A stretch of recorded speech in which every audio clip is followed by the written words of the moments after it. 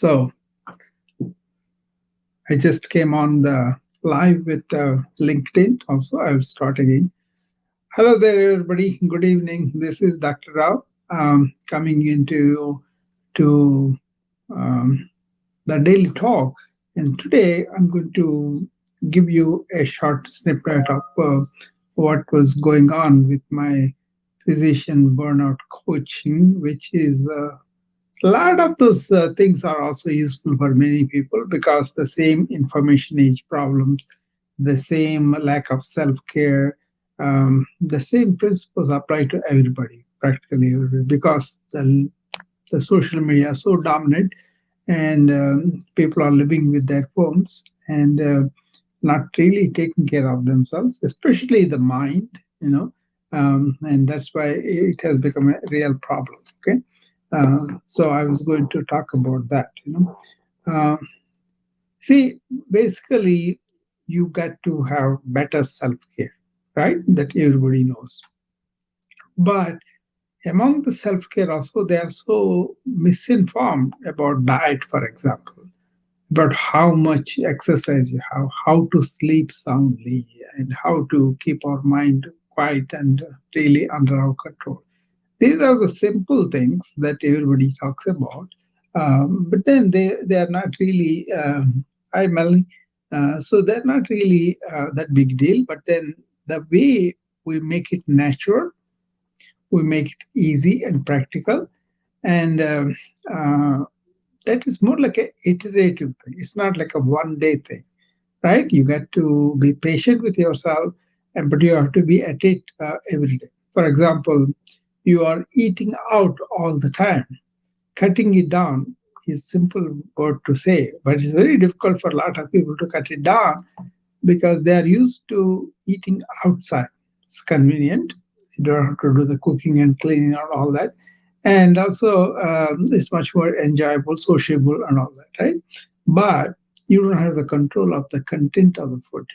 The chef does that. And then they may tell you that we are doing good things, but then lots of times they have to put in the taste. That means a lot of things that we should not be eating. So things are not in your control, basically, right? Everybody knows about it. So there is a section on this book. It's exclusively oriented to uh, nutrition. What is a vital nutrition? How you should sit down and eat in silence and be really chewing it pretty good and really savoring the food, not cursing yourself up and eating that and all that. And also, don't eat it unless you are very hungry.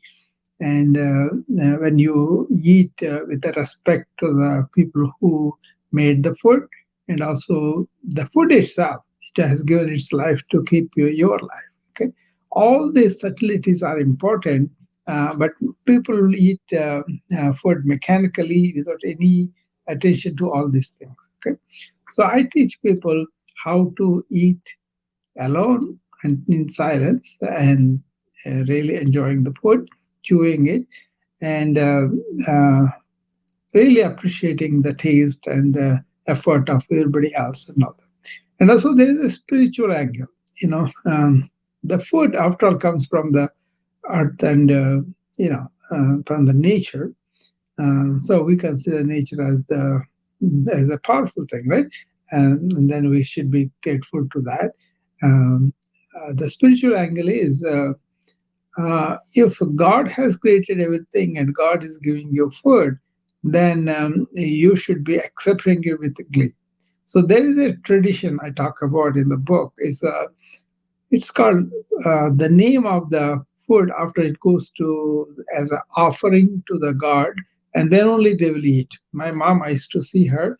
She used to work so hard to make goodies for the festival, but she will put all of that in front of she had a special room for that. One room is allotted to that, and then she kind of uh, offered the food to the god and then prayed and everything what she had to do, and then she would bring that out. Then only she will serve us as they call that prasad.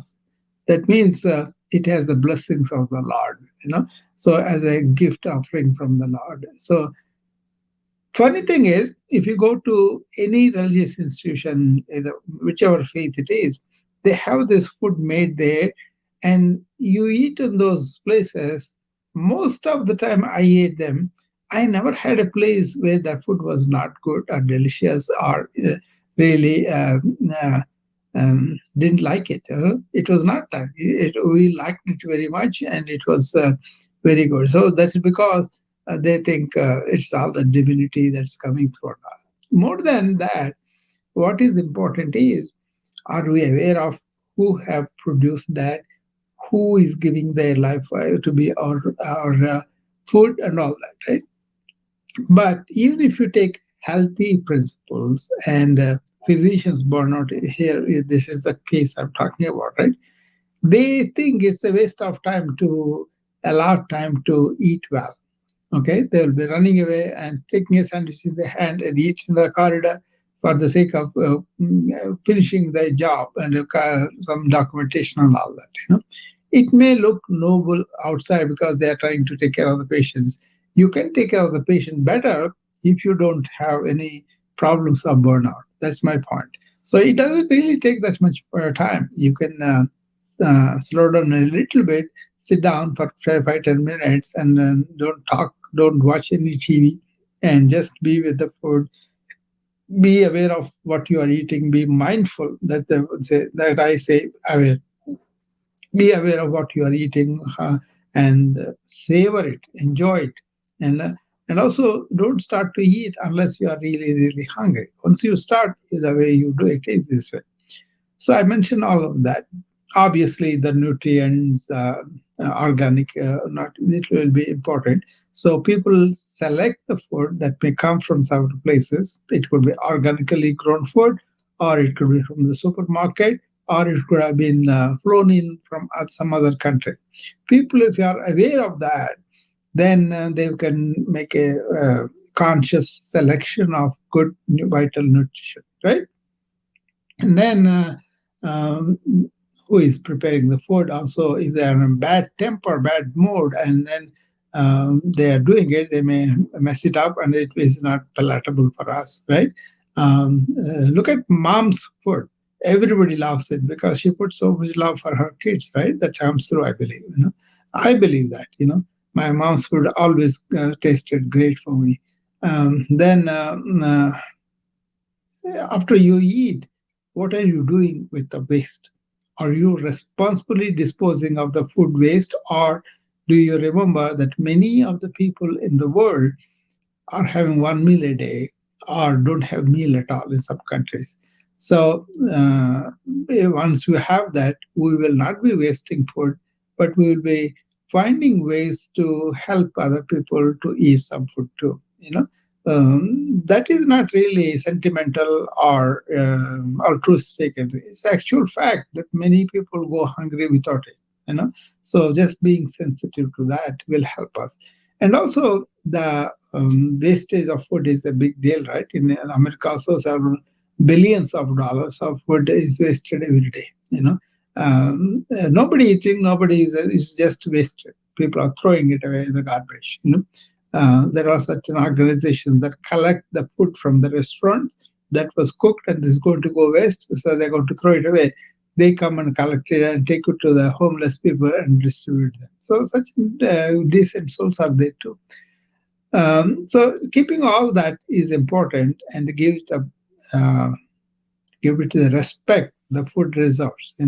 And don't assume your circadian rhythm will be okay if you are eating irregularly, if you are eating whatever that comes to the table. There is another significant thing I mentioned. There are biological energies in our bodies, in our foods, and all that. They were defined in Ayurveda medicine.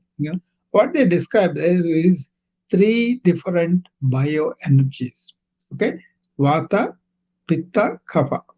V type, P type, K type, right? So suppose if you have Vata type predominant in you, in your constitution, they can tell you from the way you think, fast or slow or dull, from the way you kind of do stuff and think about lots of things pretty fast, or you're running to the bathroom too many times because of the bowel movement and all that. So all the processes are accelerated if you are out of balance with vata. Their theory is, I have been reading that, I've been taking a course also on that. Their thing is, all foods and all human beings, animals have these three types of energies in balance when we are born, or when we initially, right? And then because of we don't know what is what, we kind of mess up the energies by eating too much of vata foods or too little pitta or something like that, or we may be doing some stuff that is uh, against our energies and all that. Okay, so it is like a simple system, but really gives you what are the foods that can enhance your vata type, for example. Then you avoid that. For example, chilies, hot peppers, and a lot of things like that can really enhance that V type energy. So then they say, oh, your energies are out of balance and you're sick. Okay. And then they say, okay, you have to go and balance the other foods too. Don't take this much too much, and then take the other ones better. Something like that. I'm being very simple, but actually they know all the food contents from study of the plants, and they also know what type of energy you are displaying when you are out of it. Right? There's symptoms.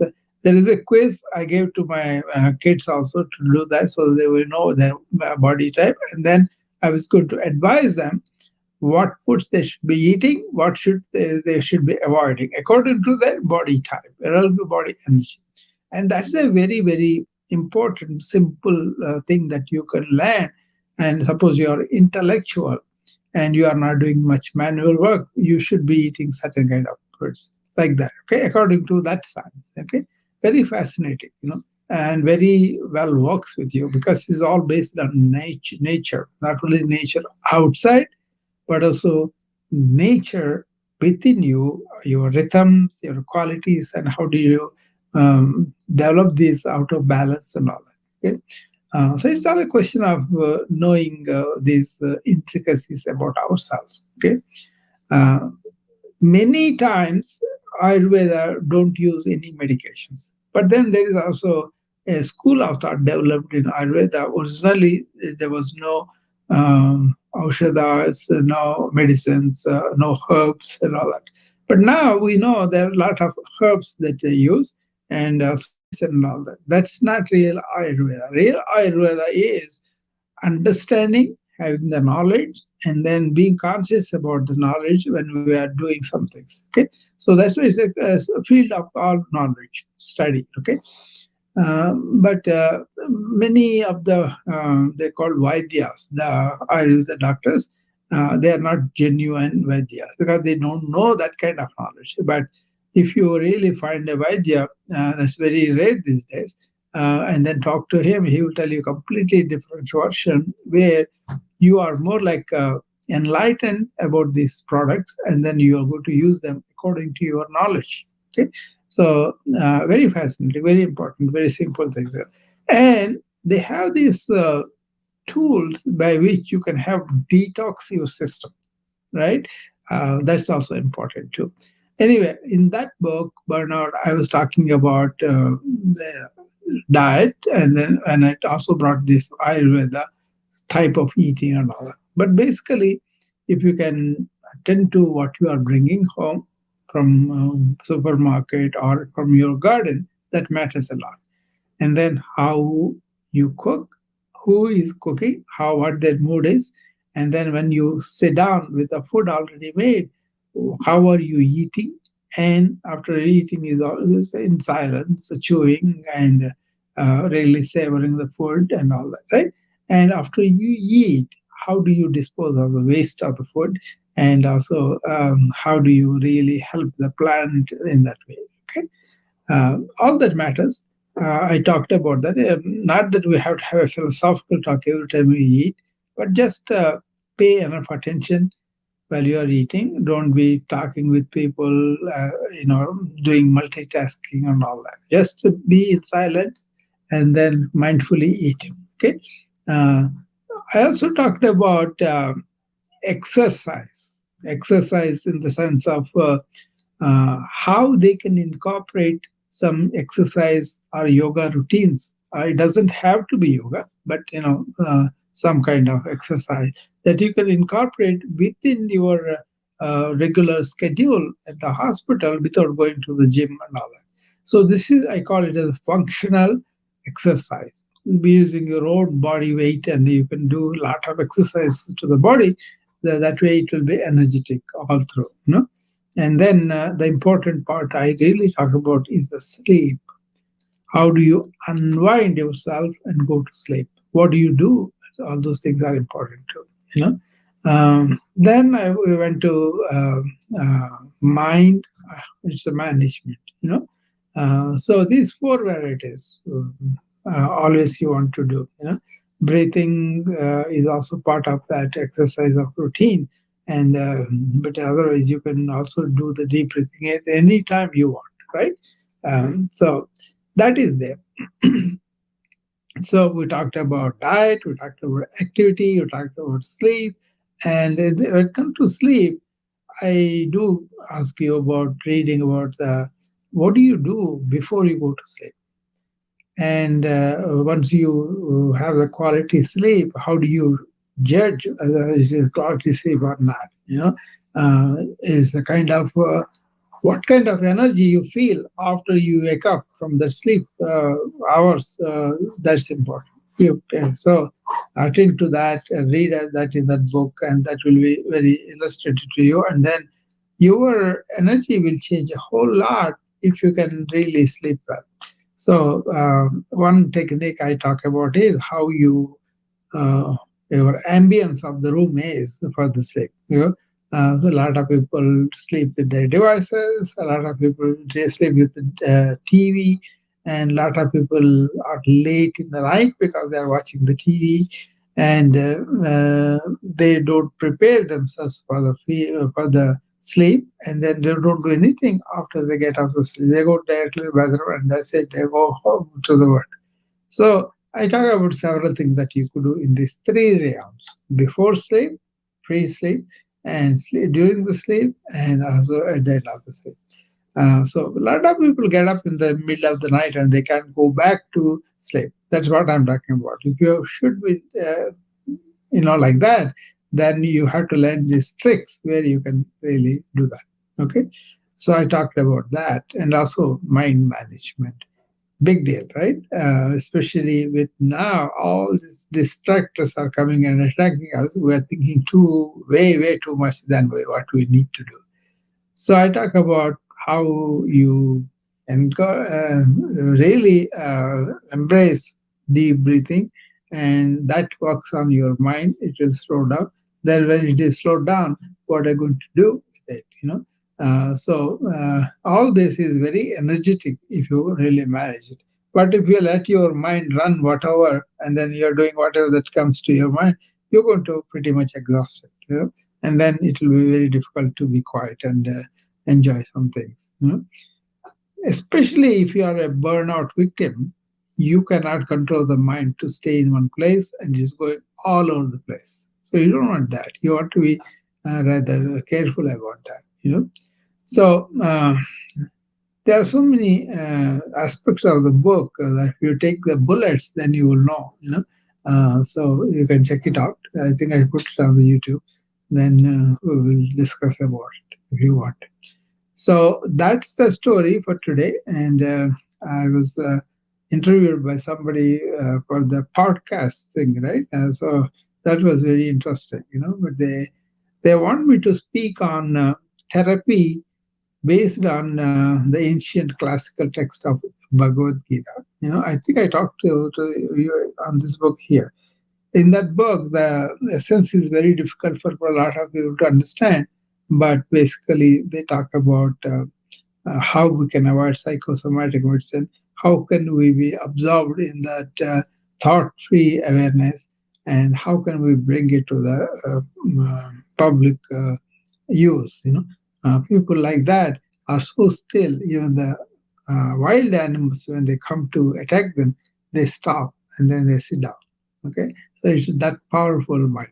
Okay, so that is all I wanted to say for today. Any,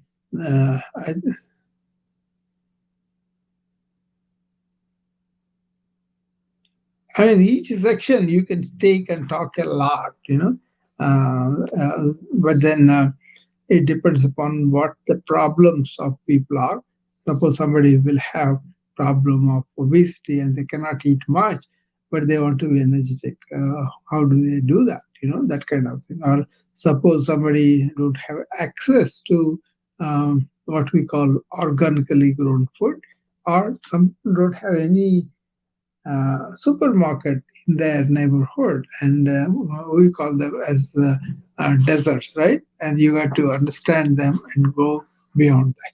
Okay, so that book is a part of our burnout coaching program, and those people will get it, and then they will be able to participate with me on our Facebook group, Conquer Burnout, and then we can give them customized individual plans for them. Okay, and that will help a lot for those people who are burning out.